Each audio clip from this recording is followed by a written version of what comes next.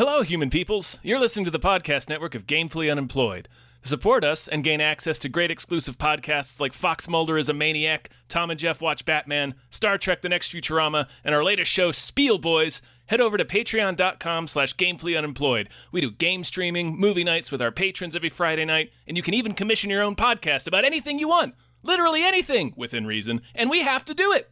You are quite frankly out of excuses not to go visit patreon.com/gamefullyunemployed. That's patreon.com/GAMEFULLY unemployed, which is spelled like it sounds.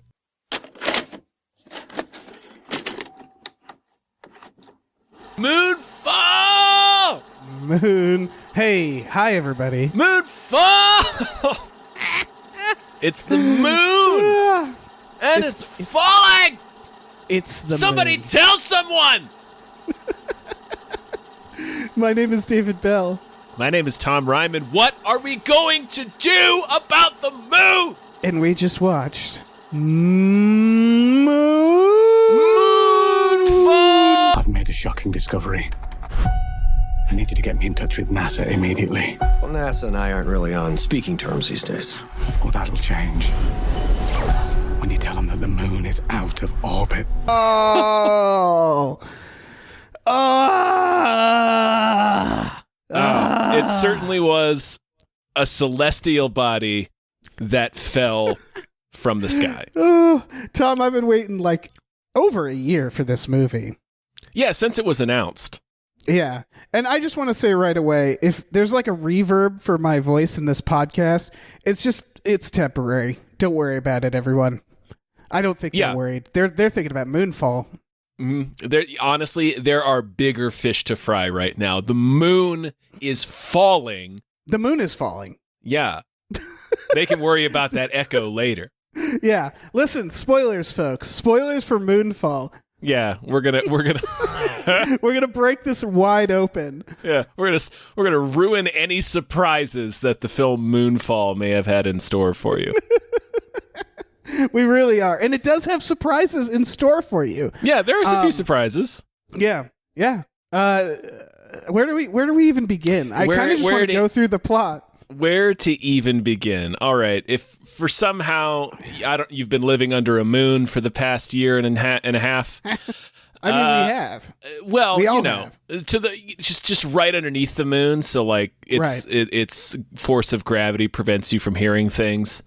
Right. Moonfall is the latest film from Roland Emmerich. He's the director of Independence Day, Godzilla, The Day After Tomorrow, 2012. A lot of other films, but a lot of disaster movies, a lot of cheesy, Stargate, melodramatic disaster movies. Yeah, Stargate, yes. But Stargate doesn't really align too much. A little, It does a little bit, but like it didn't fit the disaster template, so I left it out. Dave, that's fair. That's fair. Thanks for distracting me. Thanks for throwing this spike strip into the path of my speeding vehicle. Right. I feel like Roland Emmerich he's in movies, I think he's killed the most people on Earth. Probably. Is that fair to say? Possibly. Probably. I mean, he kills the entire planet in a few movies. Yeah, I guess there's other movies where the world explodes too. Mm-hmm. So, but yeah, like 2012, it's like, I don't know, like a couple thousand people are left at the end of that. And so this one, fucking moon falling into Earth, just like learning that plot like a year ago, I thought, okay, that's good as it is. Yeah, we don't need any additional, intrigue or nuance or mythology here. It can just be, I don't know, the moon got old, the moon's tired. Right, the moon's tired or something. For whatever reason. It doesn't need to, pollution, I don't know. Bitcoin is ripping the moon from the sky and sending it to the Earth, and that's all we needed. But Roland Emmerich and his fellow screenwriters went the extra mile to concoct some elaborate mythology to explain why the moon is falling. They gave us way more than we needed. They really did. Every time something new happened, I said to myself, yep, absolutely. That's what I kept repeating in my head. Absolutely, yes. Yeah, of course. Yes. Of course. Of course. Why wouldn't this happen? Yeah. All right. So I got to say, on Hypecast, I made a prediction about Moonfall, and I wasn't completely wrong. You were pretty close. I was pretty close. I said that we weren't going to see aliens, and it was in fact alien AI that had been left behind. I was very close. You were pretty close. It's actually twofold. Okay, so the premise of the movie is the moon starts falling to the Earth. The moon comes out of its orbit, and it's going to crush the Earth and get ripped apart in the upper atmosphere. It won't actually touch the Earth, but obviously such a thing is so cataclysmic that it will effectively destroy the planet. It'll fuck with gravity, fuck with the tides, rip the oxygen from our atmosphere. It's going to kill everyone. So it's a moonfall. It's a moonfall sitch. So they have to put together a ragtag team of astronauts to stop it. Meanwhile, people on the Earth are trying to get by. It's pretty typical Roland Emmerich template, where he has a huge cast of characters and then splits them up into camps to do different tasks that coincide. But the reveal here. Okay, go ahead. Oh, sorry. There's always like the civilian team, you know? Mm-hmm. Day After Tomorrow had it. They always have the civilian team and the expert team. The people who are experiencing the disaster on the ground. And then the people trying to mitigate the disaster. Yeah, exactly. So the reveal here is that the moon is actually, what does Samuel Tarley call it? A megastructure? It's a spaceship. Yeah. It was built by aliens, but it turns out that the aliens are actually human beings, and that human beings are a super ancient race of starfaring people that their world was ending, so they built a bunch of megastructures to send them out to the universe to repopulate a suitable planet with the human race so that the race would survive. Right. What happened? It's like the classic film Mission to Mars. Yes. There are several moments in this where I was like, this is real Mission to Mars-y. Yeah. What happened to this society was that they became so advanced that their AI operating systems, basically all of their Alexas, joined together to form like a big, scary nanobot tentacle cloud. Yeah, they got Skyneted. And they got Terminator Genesis. They got, by like a cloud of shit. Not by like Skynet shooting nukes. It was a sentient cloud of robots killing everyone. Well, if you recall Terminator Genesis, it's nanobots, right? I don't recall Terminator Genesis. Okay, that's fair. Yeah. Yeah. They get Terminated, they got Skyneted, completely unrelated to this plot. Like they have to explain it at the end via like a 3D slideshow. Via a Mission to Mars presentation, if you will. Yeah. Yeah. Tom, this movie was perfect. In some ways. Look, I will say here's my official takeaway from the film. It's fine. Okay. I think Roland Emmerich is never going to recapture Independence Day, and watching this movie made me realize how perfectly Independence Day fits together. And part of the reason why this film doesn't do as well, in my opinion, is it's all directing based, and it's the fact that the first half of the movie, where we're getting introduced to all the characters, we're meeting this huge cast of characters, and we're sort of positioning them into their appropriate camps so that they'll, we have the people mitigating the disaster and the people on the ground, just like every Emmerich movie, like you said earlier. So positioning them into those two groups for the rest of the movie to happen. It moves weirdly. It drags because it moves too fast. And what I mean is he doesn't let any character moments breathe, which is amazing. Which is a thing he does in Independence Day. Like it still has the same melodrama, the same real archetypal characters. They're all tropes, to the point where there's actually two grizzled divorced parents in this movie. I couldn't fucking believe it. Both Patrick Wilson and Halle Berry are grizzled divorcees. So this is what I mean. Look, it's not, you're right. It's not going to be a classic, right? Independence Day, it's really hard to recreate that. It was also just a powerhouse of actors, and that's nothing against these actors. They're, I love Patrick Wilson. He's perfect. He's perfect for this. But he's right. Perfect for an Emmerich movie, yeah. Yeah, it's every Emmerich trope mashed together, and they might as well look at the camera during scenes and go, "You get it. You get the gist." Yeah, then they move on. Yeah, it's like they're fast forwarding. It's seriously.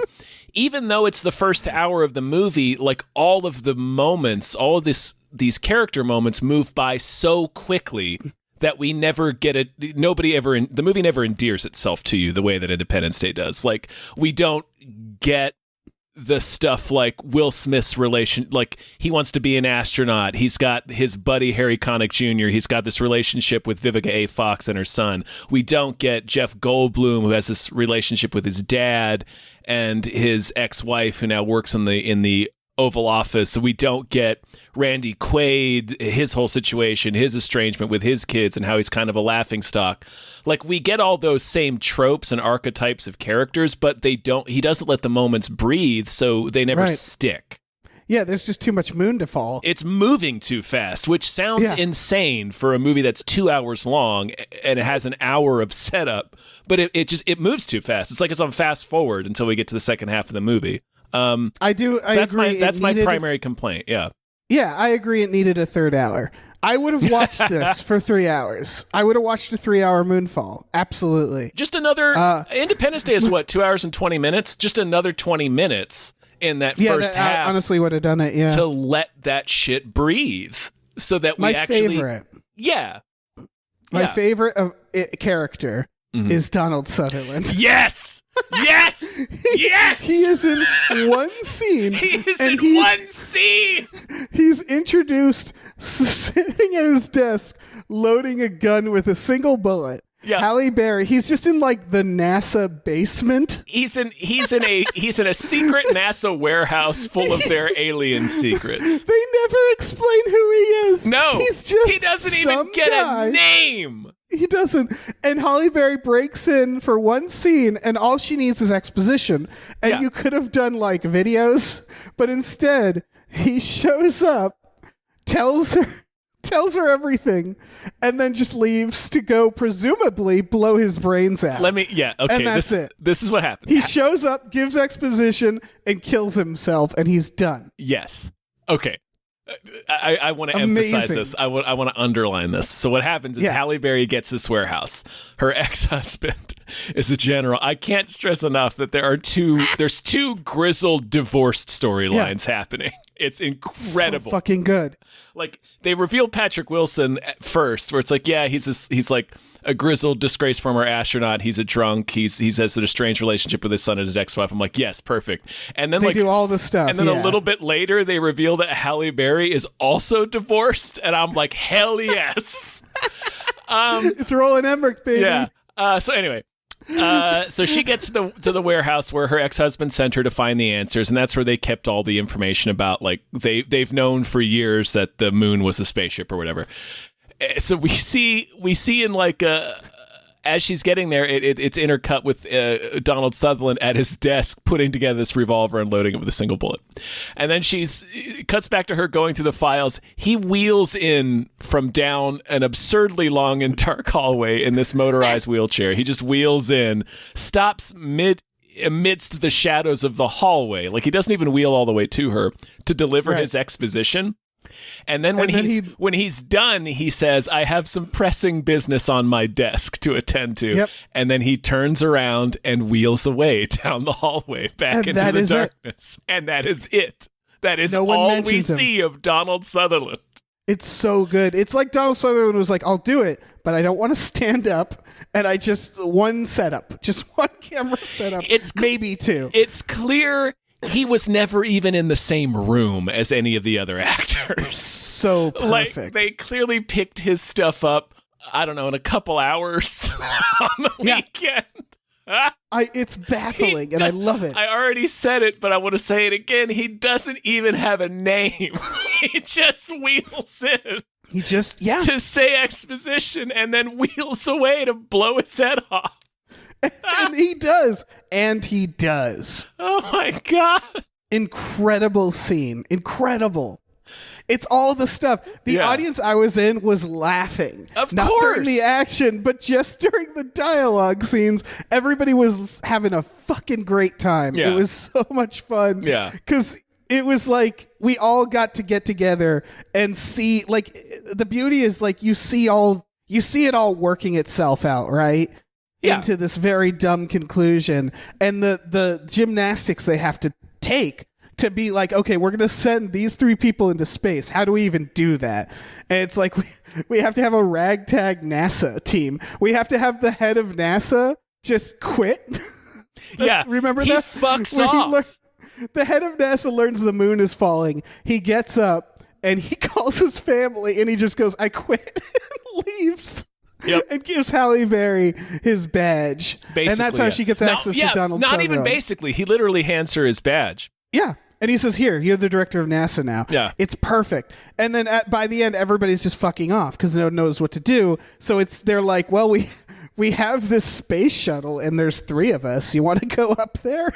It's incredible. It's incredible. It's incredible. Another tremendous moment is when they're all at the shut up, Dave. Shut the fuck up. I'm sorry. And listen to what I'm about to say pumped. to you about Moonfall.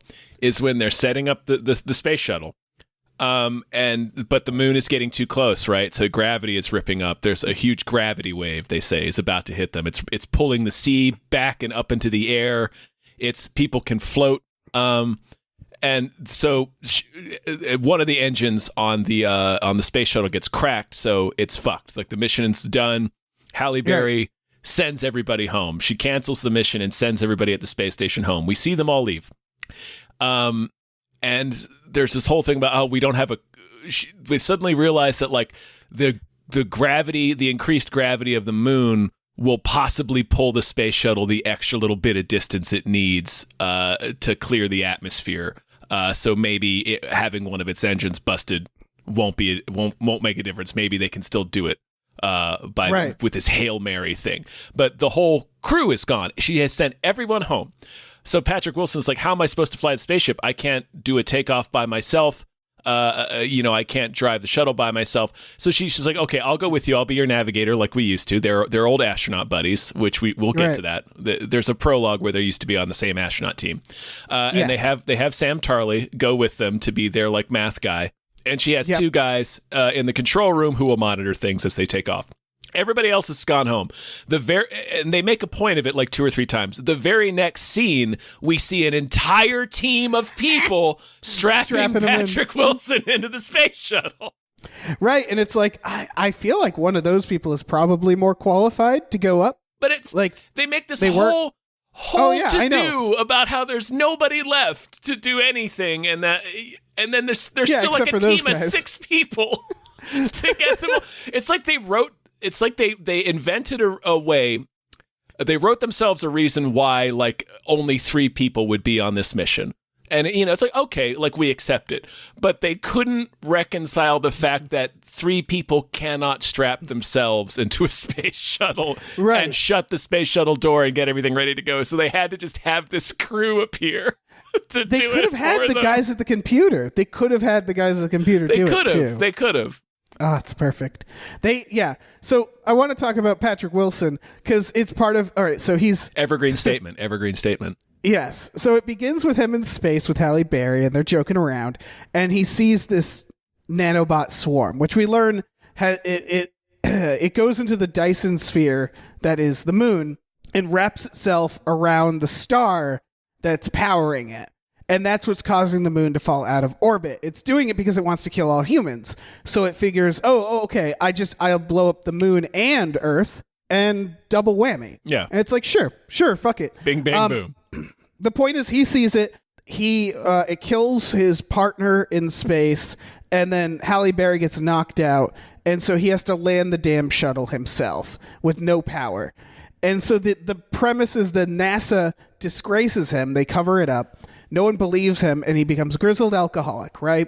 He's so grizzled and such an alcoholic that he fails his son. He fails so badly that his son has to go to jail at the beginning. Yep. He fails at astronaut that bad because his son is like, I believe in you. It has like a snow globe. He fails him so bad his son has turned it to crime. Right. We see his son like looking at a astronaut snow globe as they're packing up because they have to leave Virginia. That's how badly he fucked up being an astronaut, is they have to leave the state of Virginia and go to New Jersey. Flash, and that sends him to a life of crime. The kid's like, I don't want to go to. I hate New Jersey. Yeah, it's enough. It's 2011. When that happened, when the prologue happened. So if we flash forward 10 years to 2021, from this little boy who was like, my dad's an astronaut, and looking at his little NASA snow globe. Flash forward to him getting arrested by the cops on national news for stealing a car and leading them on a high-speed chase. Right. So, yeah, it's perfect because he's grizzled, it's such, alcoholic, needs to prove to his son. Grizzled divorce energy. And then it turns out he's the best damn pilot they got. And it's like, oh, absolutely. Fuck yeah. So yeah, his wife is remarried. To Michael Pena. To Michael Pena. With two daughters. Who owns a car dealership. There's... Yep. Emmerich did this in... he does this a lot. Like, he likes to split people up and have, like, complicated relationships where they don't always get back together, but...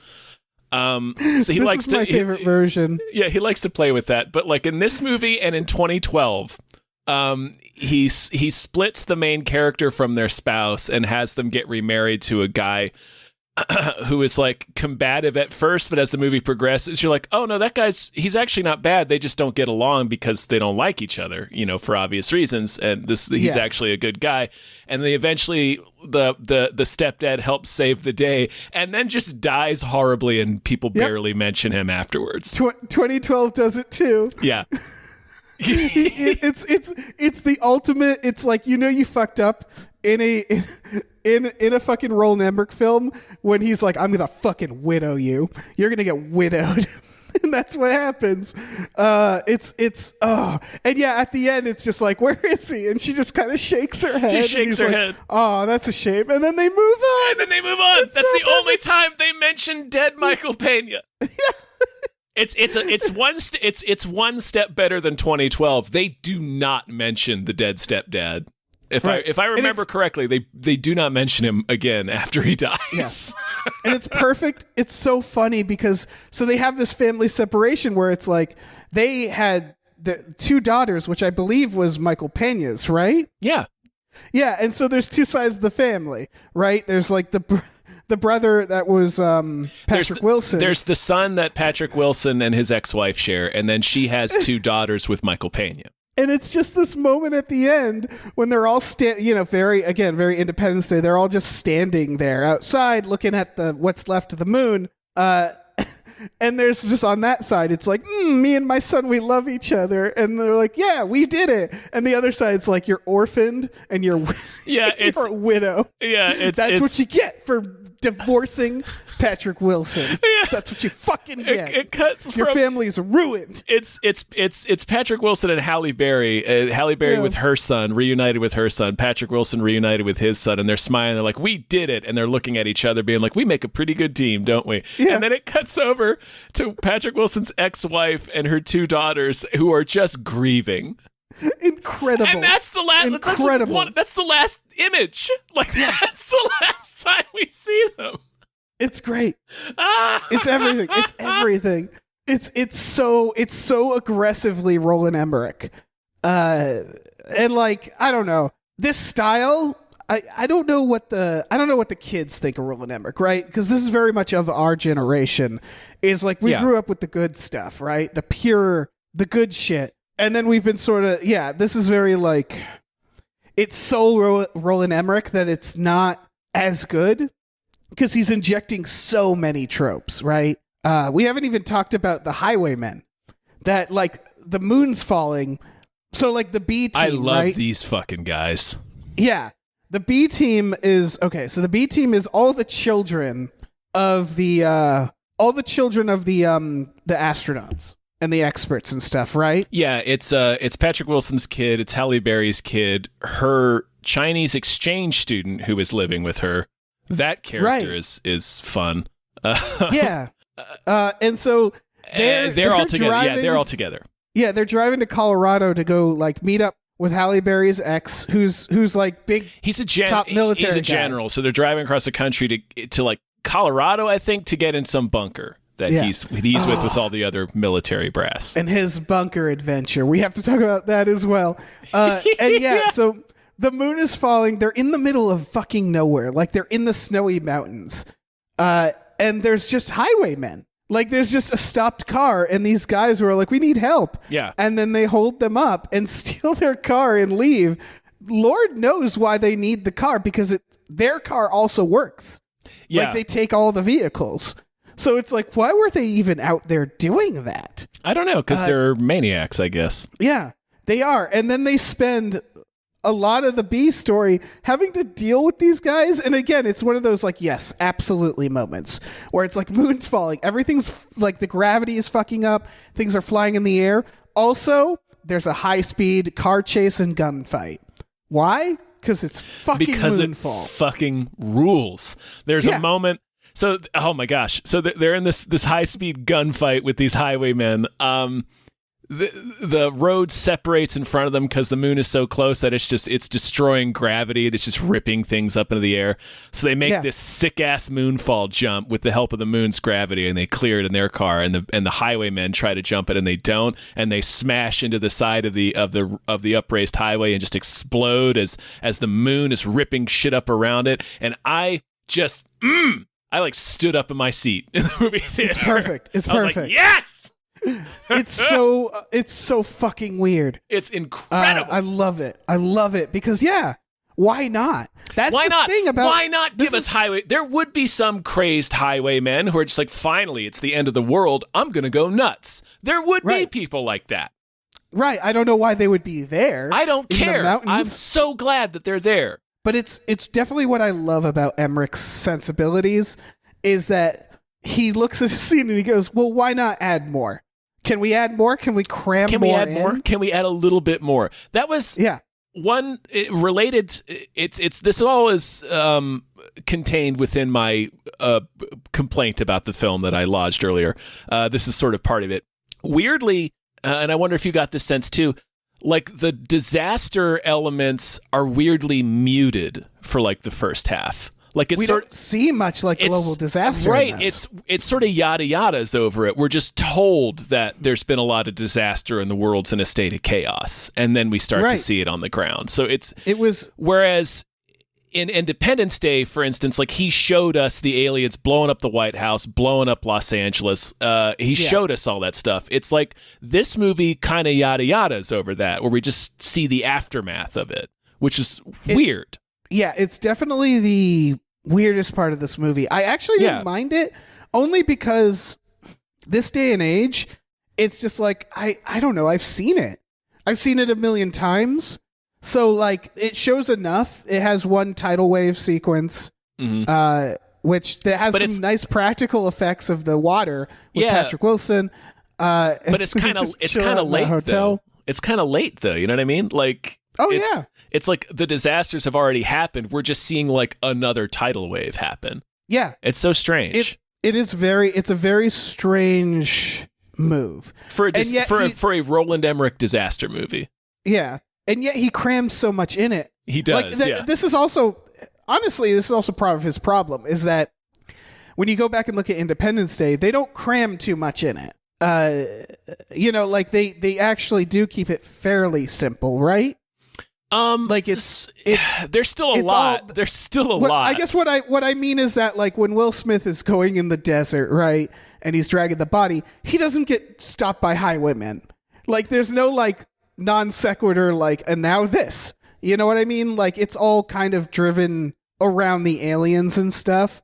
In fact, one of a cut scene from Independence Day was the Randy Quaid, where they originally had him fly in with his crop duster, and they cut that out. And like that's an example of him showing restraint, right? Yeah. Of being like, we don't need this. Just have him be a pilot, right? Yeah. So I actually think it's both what I love about these new ones, and I think it's just because I watch these with a lot more nihilism, you know, where it's like I'm not expecting a well-crafted film. No, I'm just not. I came here to smooch the darkness and giggle about it. Yeah, I would say what it comes down to is Emmerich is now kind of parodying himself. A little bit. I wouldn't say that this movie still takes itself seriously, which is why the melodrama works.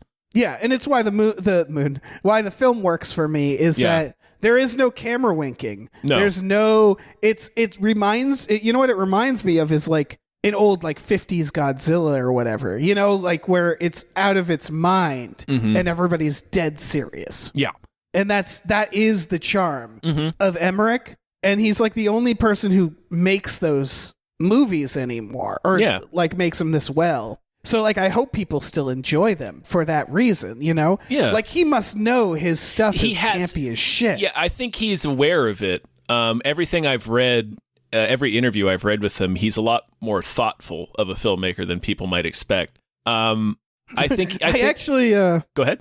Oh no, I actually noticed there is some filmmaking in this. Like there's deliberate, like he's not just throwing out shots. Like the Patrick Wilson scene after they after the prologue, it's this self-contained scene that's before the 11 years later, right? To show his life is falling apart. Yeah.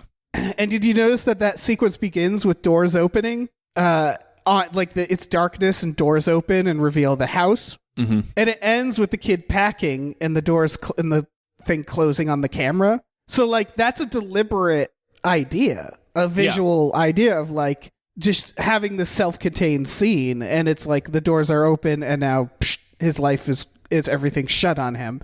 And so like I didn't notice anything else because I was too busy watching the fucking Moonfall. But like it's not like he's a thoughtful director. Like that doesn't mean he's perfect. That doesn't mean he's making amazing work necessarily. No. But like he knows how to make a movie. There's intent behind most of the things he does, for sure.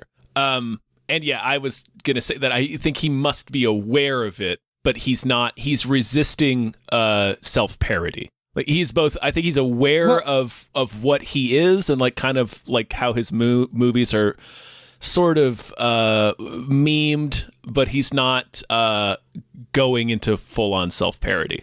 I think so. Yeah, I what I mean by self-parody is that he knows that every new movie has to get more ridiculous.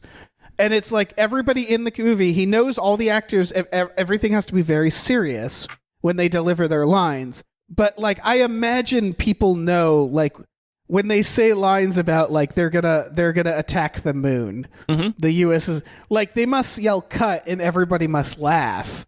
Like that just must happen, right? Like Halle Berry saying those lines with Roland Emmerich there, they must all know this is so stupid. Yeah. I don't see how you couldn't. I don't see how you couldn't.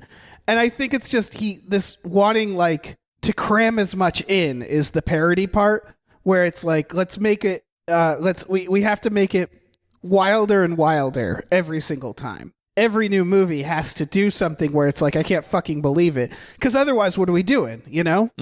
At least with these movies, I would say like stuff like White House Down, smaller scale movies, he still does wild shit in that.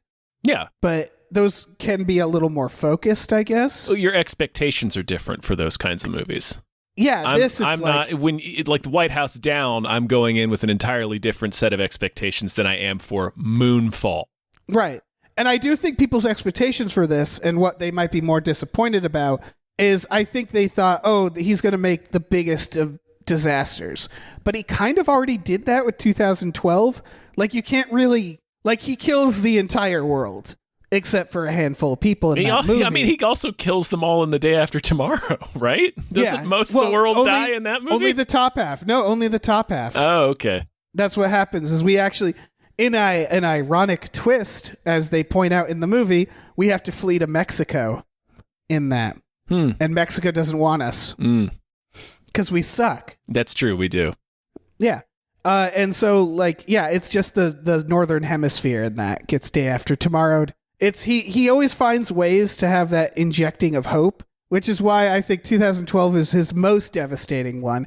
I think that's kind of why he yada yadas the destruction in this, because it's almost like, well, if the moon came as close as it does in this movie, there's just no one left. Yeah, you would just die. Everybody would die. Yeah.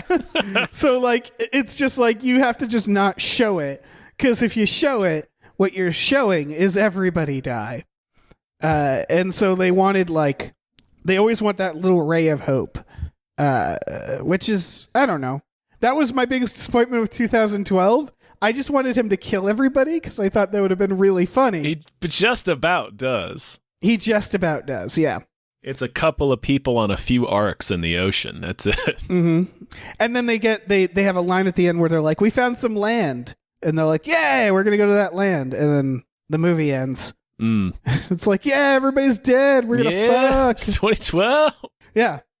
This Hope the moon doesn't fall on us. Yeah.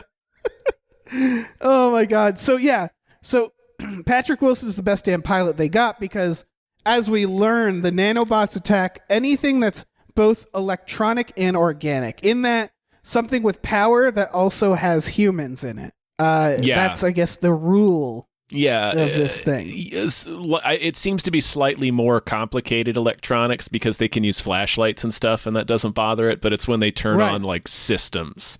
To be honest, it doesn't make sense. Not really. It kind of does. The way they explain it, I was like, okay, it makes enough sense for like my suspension of disbelief. They're like, oh, well, the AI is targeting, because it's going after people, it's going after like electronics where organic life is present. Yeah, and I think it's a complex.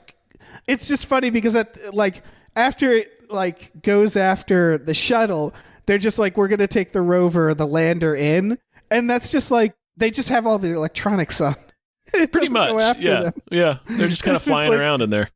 Yeah, and it's like, okay, I mean, whatever. Yeah, sure. I mean, it's the NASA crew appearing out of nowhere to strap them in.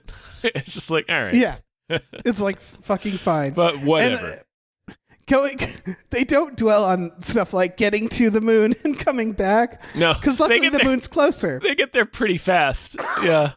Yeah, it's true. It's right there. It's just right there. It's right there. When they fucking leave the moon, it's like it's like the Futurama Mars episode. Like they just sort of just like get tossed from the moon to the earth. They literally parachute out. Like they parachute out of the moon, and because the moon has fallen, Dave, it's so close that they just they float down to the earth from the moon, and as the moon returns to orbit. Right where their kids are. Right where their kids are. Yep. It's perfect. Yep. They might as well have landed right in front of them. Yeah. Honestly, yes.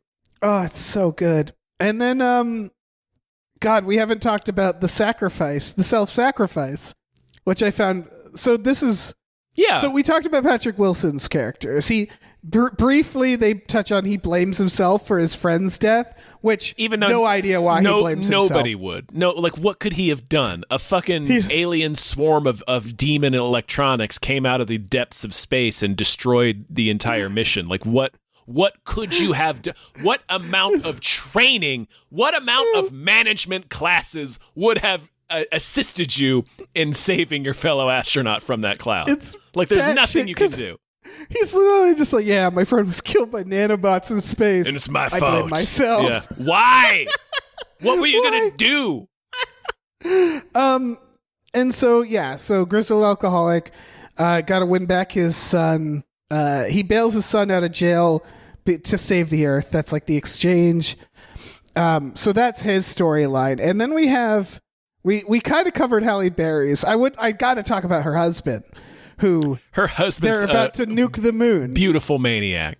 Maniac. They're about to nuke the moon. Government. The government is such a trope that they just decide to shoot nukes at the moon. Waiting until it enters our atmosphere, and then they're just going to pepper it with nukes. It's like, guys, that's not. What is that going to do? That's not going to do anything. That's not going to do anything. We're all still dead. Like even if you do blow up the moon, it's here now. Yeah, it's going to scatter on the Earth. Yeah, we're all dead anyway. It's like there was arguing back and forth in Independence Day, but it has been reduced to such a trope that they're just like, well, we're the military, we're going to shoot nukes at it. Like everybody just accepts it as a foregone conclusion. Yeah, it's fascinating. And they don't. Right, in Independence Day at least makes a little sense because it's like, they're alien spaceships, and we've tried literally everything. So they're just like, we're gonna nuke the moon as it comes towards us. Nuke the moon.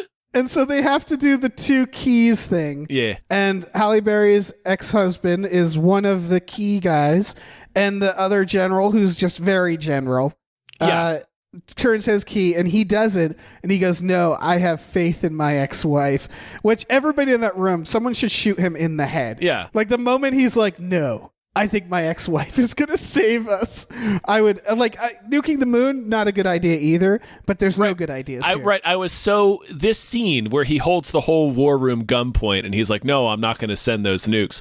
because my ex-wife is up there and she's going to save us. Like, I expected, surely here will be the time that somebody points out shooting nukes won't help anyway. Like, shooting nukes is just the only reason to do it is mutually assured destruction. Maybe we'll also get whatever fuckers are inside the moon killing us because we're dead either way. But it's, But so nobody says anything gunpoint. about it. It's just, my wife is up there. We got to give him a time. He holds him at gunpoint for like 10, 15 minutes, I want to say. A super long time. Until... So he's standing closer to the door. Everybody else is in the main room. We never follow up on this, but I'm pretty sure everybody dies but him. Because so a comet or a piece of the moon crashes into the base, and they show him still holding his gun in the room full of generals, and they just get demolished. Yeah, debris rains down, and he's cut off. Yeah. Again, it's the Emmerich punishment, where it's like, these are bad people. We're not going to have the hero do anything bad to them.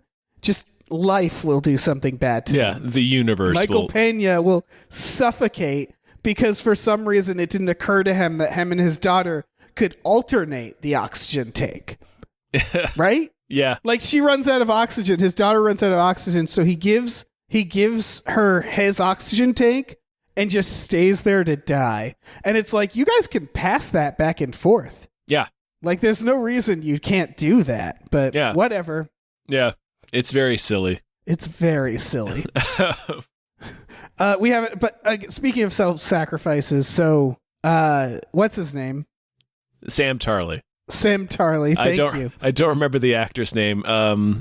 What is the actor's name? I want to say it's John Bradley. Let me look that up. But anyway, you talk. So they give him a plot where he's taking pills all the time. Yeah. And I'm not sure why that mattered. But I guess it fleshes out the character. It's just it gives him something to do. It's just to show he's a very anxious person. Yeah. And he's never thought he was going to go to space. And so he gets to go to space because they just have no one else. And they go up there. Patrick Wilson gets like kidnapped by the aliens when they crash. He gets mission to Mars. He gets mission to Mars. He's in this like all white room that explains everything. Halle Berry and did you find out his name? His name is indeed John Bradley. And John Bradley, they go to find Patrick Wilson, and like the doors close on their busted spaceship, and you hear just like sounds. And what we learn is that it's the computer is reconstructing the spaceship. Yeah, and so they're given a better EMP, and they're like, listen, basically the aliens tell Patrick Wilson like, you're on a suicide mission. You got to fucking EMP this thing for the good of humanity. Yeah, it explains everything. So when they're flying out of the hole, out of the moon, Patrick Wilson's like, yeah, I'm gonna stay behind on the rover to detach from the lander with the EMP, and then just fucking Tully's just like, nah, I'm gonna do it, and he just does it. Yeah, he just does it. And it like, I don't know, it's very funny to me because the arc is like, he says like, you didn't let your friend die through the glass, but it doesn't like. Yeah, they do nothing leading up to this point. They do the search for Spock death. Like they even touch hands through the glass. Yeah, they Randy Quaid him though, because Randy Quaid is also the same, where they present an imperfect character.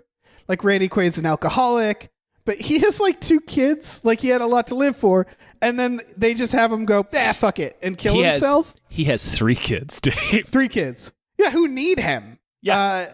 And then at the end, it's just, fuck it. No other choice. It's the same thing where it felt like he was just like, I'm like the chubby one. I'll die. Well, like that was it. It was just him like, I'll do it. Yeah. But they show us that his mom has Alzheimer's and is in a nursing home. So he has like somebody who depends on him as well. Like Randy Quaid did. So, but he decides to jump on that grenade. His reasoning, because I guess he has anxiety. I don't know. I don't know why. Well, he says his reasoning is because the computer told Patrick Wilson all those things, and he's right. You're the only person who knows everything that the moon told you, so you got to go back and tell them all that stuff. I'll get blown up. Right, but he doesn't quite get blown up now, does he? He does, but the computer inside the moon It's the last scene of the movie. Last scene of the movie, he reappears in this white psych, in this white space, and it's because the computer has copied and uploaded his consciousness. So he is now part of the singularity inside this moon. And the moon's AI is like, okay, it's time to get to work. And then credits. Yep. Get ready for the Moonfall franchise. God, I fucking hope so. It did dismally this weekend. I don't know. I need Moonfall 2, Tom. I need it. We'll see how well it does internationally, but I don't think our hopes are going to be too high for Moonfall 2. Roland Emmerich, if you're listening, let me know how much money you need. I'll see what I can do. We'll cut you a check. I don't have much. Cut you a check. Yeah, we'll invest. We'll invest some of the gamefully unemployed bucks into Moonfall 2. We don't have much. We don't have much at all. It'll be very low budget. Yeah, it will be extremely low budget. It's going to have to take place in our apartments. Yes. But I want it. We can put a bunch of laptops around so it looks real science-y. Yeah, exactly. Most of them won't work. It'll be like a Neil Breen film. It'll be like a Neil Breen film, but like, come on, that would be great.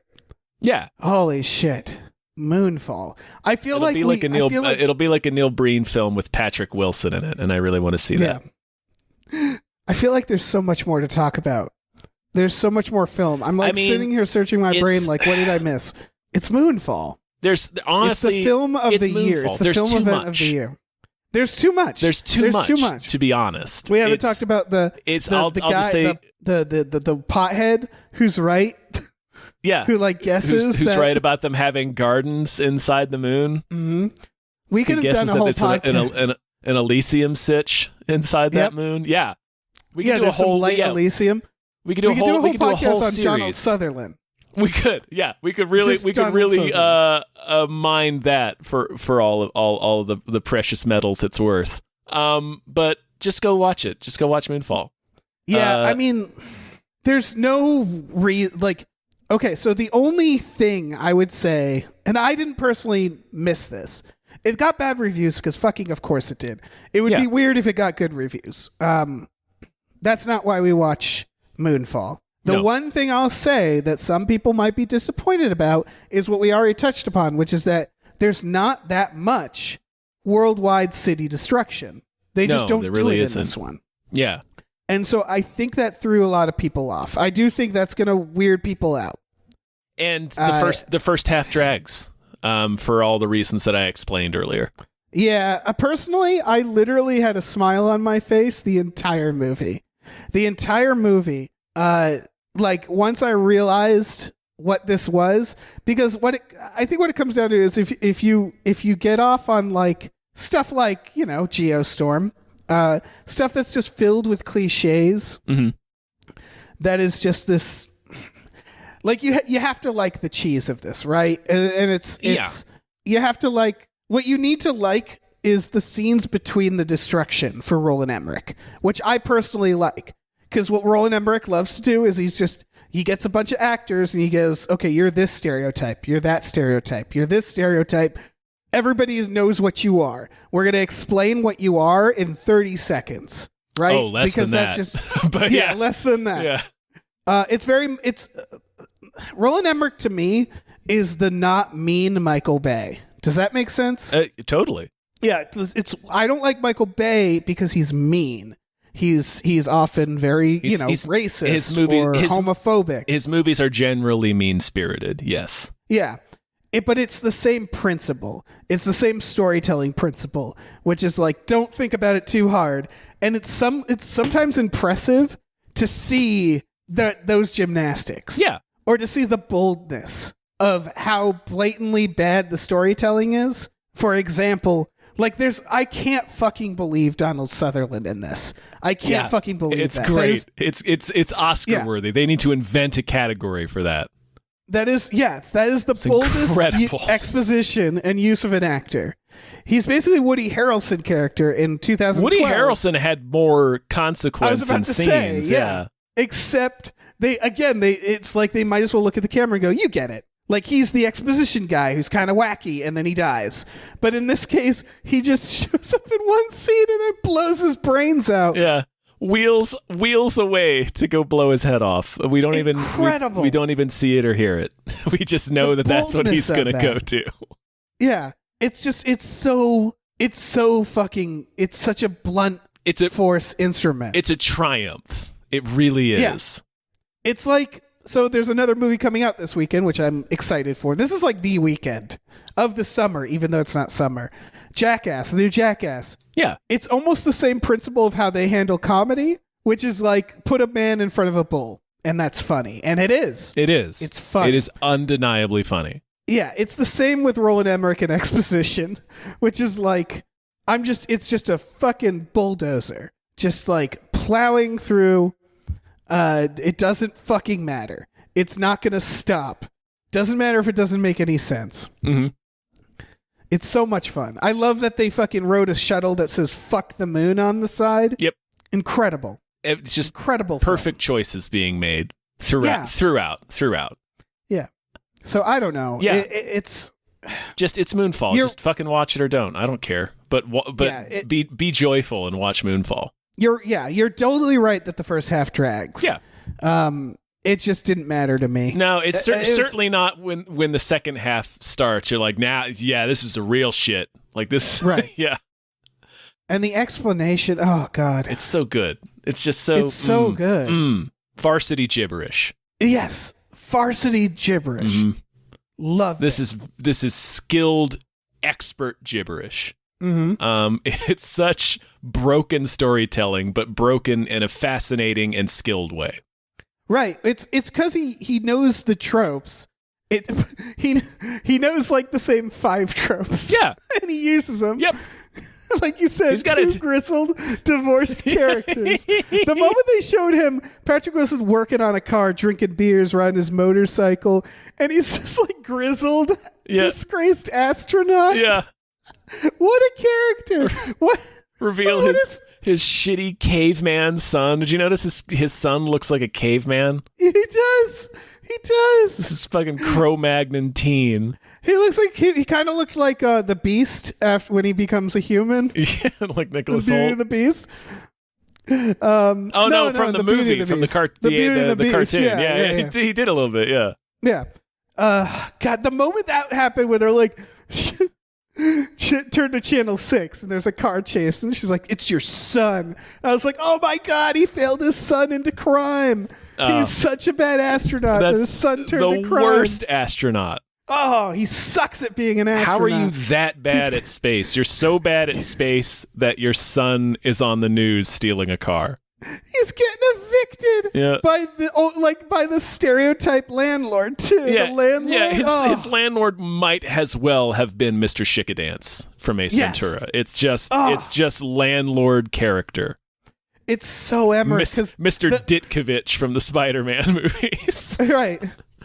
It's because he's still this is the other thing. All right, before we're near the end here, but like he still knows that he needs character arcs. Yeah. That he knows that it's about characters.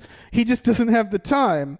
So like I think that's why I respect it too, is that he knows that movies are about people. Yeah. He never forgets that. So there's still always a character arc. There's still always attempt at having like a human element to this spectacle. And I think a lot of spectacle films forget that. They make characters who are just there to like go to the next scene. You know what I mean? Yes, I do. Yeah. And so he knows that he needs to get good actors, give them things, like, ooh, this one has anxiety and he's having pills. Like you got to give them all like a bit, this guy's grizzled and divorced. He's trying to get his son back, or win his son's love. I mean, those devices are there, and so like that's rock bottom storytelling, but he never forgets it. Yeah, and it's always a delight to watch how he spins these plates. Yeah, yeah. He does it a little too quick. Like I said, he does it a little too quickly. Yeah. Doesn't let any of these moments breathe, so the characters really stick with you. But he still does the bare minimum here, and it's fine. It's fine. But then you have a movie like. So since that part's fine, he knows, let's have a gunfight car chase in this. Do we need it? No. Let's give them everything we possibly fucking can. Well, I mean, the answer to do we need a gunfight car chase is yes, always. Always, yeah. It's never no. Yeah, so that's the thing, is it's not boring. It's always ridiculous. And it always manages to make me like surprised that they would have the fucking boldness to add that thing in. And so I don't know. It's so much fun. A+. Yeah. Did the moon fall? It did? Well then, yeah. Mission accomplished. Mission accomplished. This is why I like Independence Day Resurgence, because never would have guessed that the way it would end. Boy, that movie ends in a school bus chase. It's just like, what the fuck? With Judd Hirsch and a bus full of teens. Judd Hirsch being chased by a giant alien in a bus full of teens. Yeah. It's like, how did we get here? I don't give a shit. Doesn't matter. It doesn't matter. Doesn't matter. Yeah. We're here now. Yeah. It's all the wrong instincts, which is it's top down, right? It's okay, we want to have this scene. But so we have to make everything get to that point, and it's always going to be dumb, but the scene is so wild and so weird that it's worth it to me.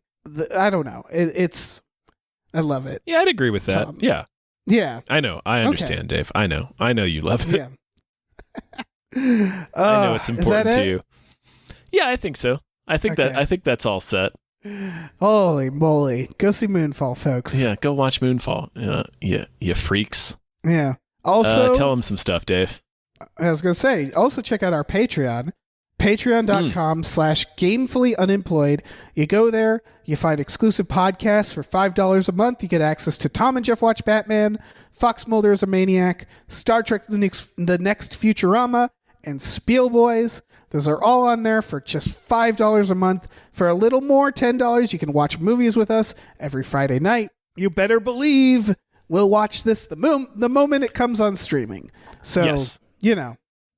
Look forward to that. Roland Emmerich is no stranger to our movie nights. Yes. We also have a store. Head over to gamefullyunemployed.com where you can find a link to our Teespring store. We have all kinds of cool original artwork and designs you can get on t-shirts, mugs, stickers, posters, all kinds of things. So check that out before the moon falls on your fucking house. Moon. It's falling. The moon. It's the moon.